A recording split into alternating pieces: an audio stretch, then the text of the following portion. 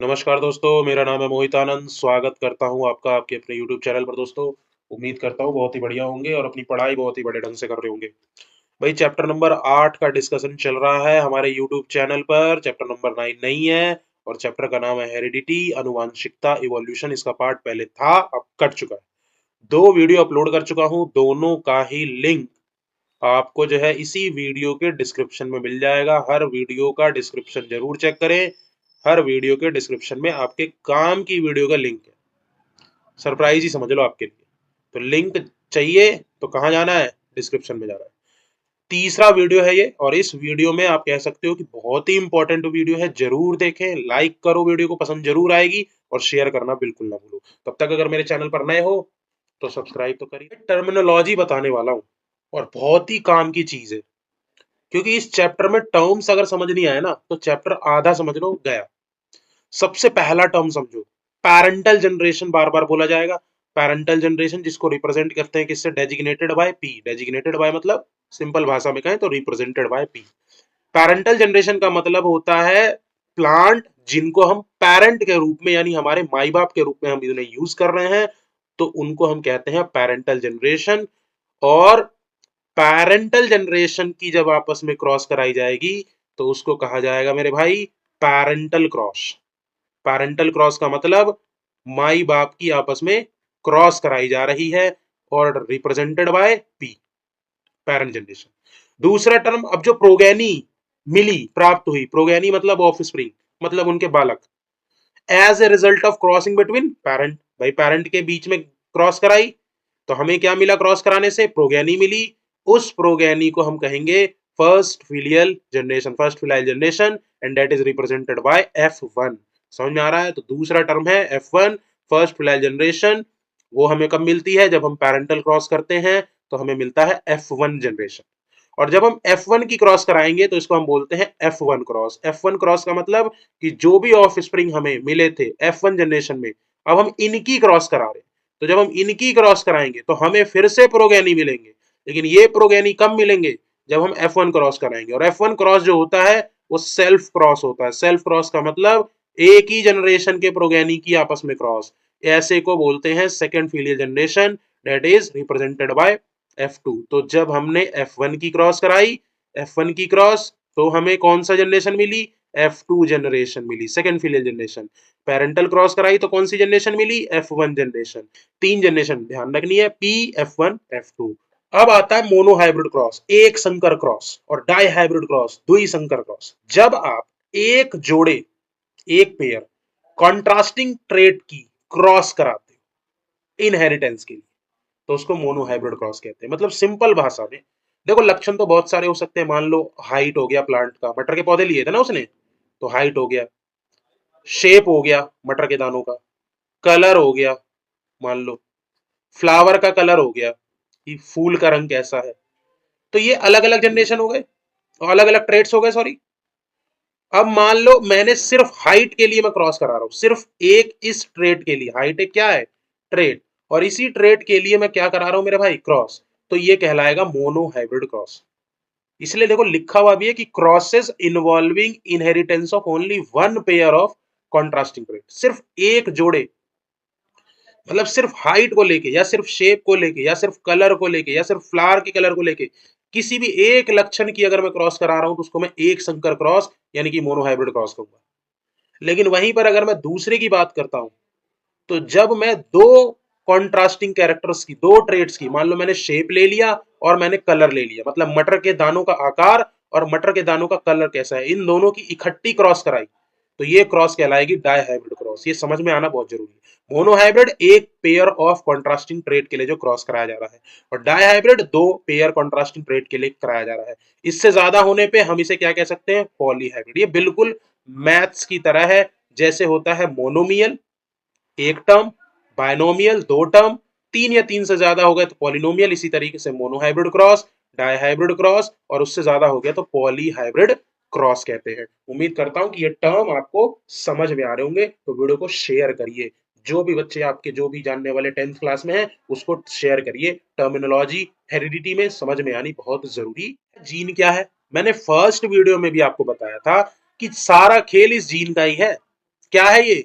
Basic, बिल्कुल मौलिक, physical and functional unit. मतलब कि फिजिकल फॉर्म में भी यही मौजूद है। मैंने आपको बताया था ना, न्यूक्लियस। सेल के अंदर क्या मौजूद है मेरे भाई? न्यूक्लियस। न्यूक्लियस के अंदर क्रोमेटीन मटेरियल है जो सेल डिवीजन के टाइप किसमें विजिबल होता है? क्रोमोसोम्स। ये क्रोमोसोम्स बना हुआ है किससे? डीएनए से। और डीएनए में मौजूद है जीन। एक्चुअली में जीन ही है फिजिकल और functional segment unit of heredity. मतलब जो हम कह रहे हैं ना कि ट्रेड्स यानी कि लक्षण एक जनरेशन से दूसरी जनरेशन में जा रही है, तो वो उस प्रोसेस को तो नाम दे दिया हेरिडिटी, लेकिन लेके कौन जा रहा है भाई? जीन लेके जा रहा है। क्या ट्रांसफर हो रहा है? डीएनए। डीएनए में काम कर कौन रहा है? जीन काम कर रहा है। यही है जो ऑफ स्प्रिंग यानी कि जो प्रोगेनी पैदा होगी उनके कैरेक्टर डिटरमाइन करेगा। तो ध्यान रखना, gene is the basic physical and functional unit of heredity, जो कि ऑफ स्प्रिंग में कैरेक्टर डिटरमाइन करता है, डिसाइड करता है। फिर आता है जीनोटाइप और फिनोटाइप। बहुत इंपॉर्टेंट टर्म है, ध्यान रखना, और बहुत ही कंफ्यूजिंग है, बट बिल्कुल सिंपल वे में समझाऊंगा। जीनोटाइप का मतलब होता है जेनेटिक मेकअप। जैसे कहने का मतलब समझो कि अगर कोई टॉल है, तो टॉल होने के मान लो दो ट्रेट हो सकते हैं, पेयर ऑफ जीन। एक हो सकता है उसका जीनोटाइप दोनों कैपिटल टी हो, और एक हो सकता है उसका जीनोटाइप कैपिटल टी और स्मॉल टी हो। भाई आपको ये पता होना चाहिए कि हर एक ट्रेट का एक पेयर जीन होता है, एक पेयर जीन होता है। तो अगर कोई टॉल है तो उस टॉलनेस ट्रेट का एक पेयर जीन उसकी बॉडी में मौजूद होगा। लेकिन हमें क्या आपको वो ये दिखाई देगा? बताओ। अगर आप उस मटर के पौधे को या उस इंसान को देख रहे हो, जो इंसान कैसा है? लंबा है भाई। तो क्या आपको ये पता चल रहा है कि वो उसका जीनोटाइप क्या है? मतलब किस जीन की वजह से वो लंबा है? हो सकता है उसके अंदर जेनेटिक मेकअप दोनों कैपिटल टी हो सकता है उसके अंदर genetic makeup capital T small T हो, लेकिन हमें क्या दिख रहा है? लंबा। लंबा होना हम तो ये कह सकते हैं ना एक तरीके का, ये तो उसका फिजिकल अपीयरेंस हुआ ना भाई। मतलब वो चीज जो अपने आप को एक्सप्रेस कर रहा है, दिखाई दे रहा है, तो ये फिनोटाइप है। क्या है मेरे भाई? ये है फिनोटाइप। लेकिन है किसकी वजह से?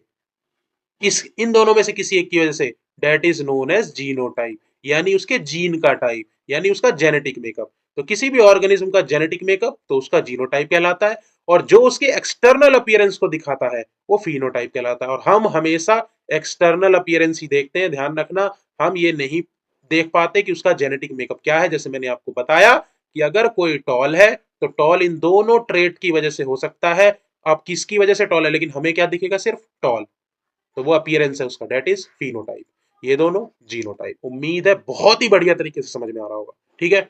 अब मैं बात करता हूं होमोजाइगस और हेट्रोजाइगस का। ये भी टर्म इंपॉर्टेंट है, क्योंकि एग्जाम में आपको ये वर्ड सीधा सीधा लिखा हुआ मिलेगा, होमोजाइगस और हेट्रोजाइगस। वैसे तो देखो, जब अगर कभी यूज कर देना प्योर, तो प्योर का मतलब ये हो गया कि जो भी ट्रेट है और उस ट्रेट का जो भी जीनोटाइप है, जो भी क्या है? जीनोटाइप।